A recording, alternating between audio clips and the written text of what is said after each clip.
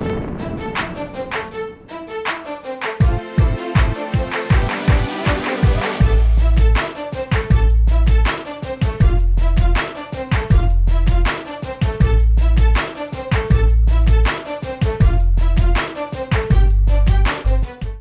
I'm Brian Cannone. Thank you for visiting fitnessatlantic.com.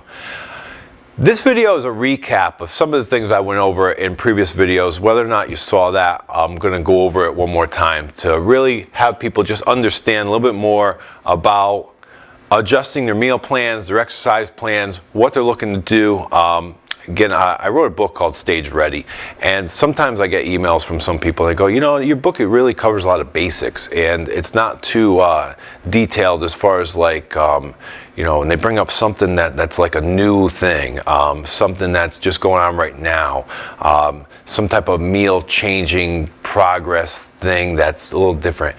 And it always comes back to the basics. If you're not going to put the basics in your plan, you're buying the book because you're not seeing the results. So you're looking for something, and you have to go back and really take a look. The basics are the consistency, the things that make something work. And what we're looking at is it's your calorie intake. So calorie intake is based on your resting metabolic rate, the goal you're looking to achieve, how many calories you're supposed to be taking in. A lot of people don't really know. You want the proper amount of calorie intake to achieve that goal. Number two, meal balancing. That means the carbohydrates, protein, and fat percentages are on a consistent basis.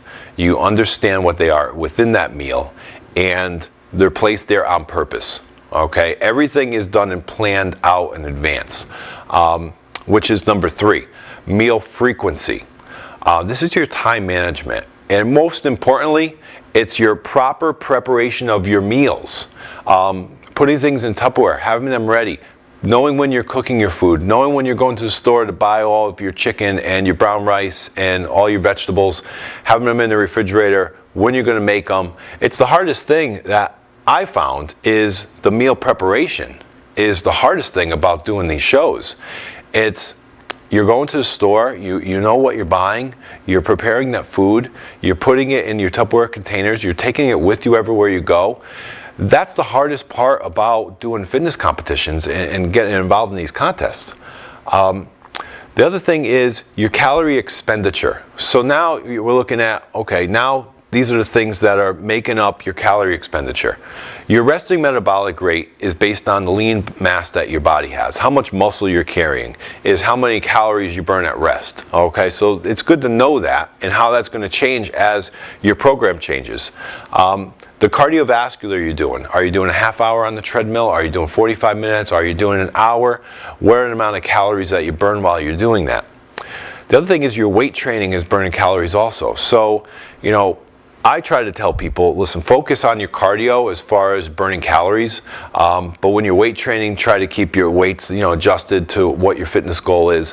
For the guys, definitely they can go with lower repetitions, and there's really no need for them to go above 10 reps, even when they're doing sit-ups, you know, because they're going to burn the fat when they're doing their cardio type of weight training and stuff like that. They do the cardio, the weight training is really to keep the muscle that you're building.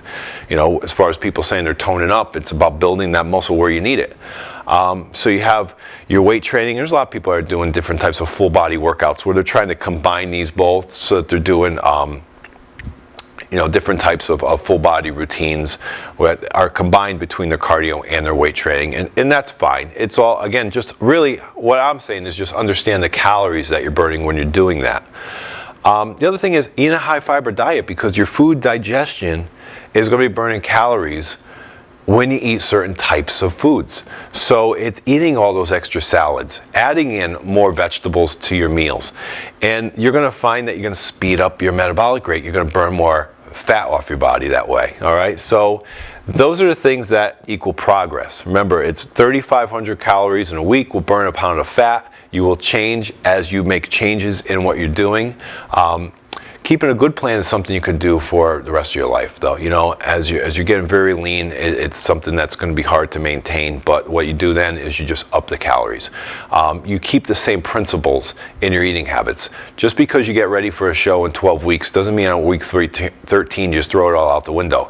It's all the same stuff is consistent. It's always working. Whether it's working for you or against you, these are your basics. So you might as well understand them and apply them.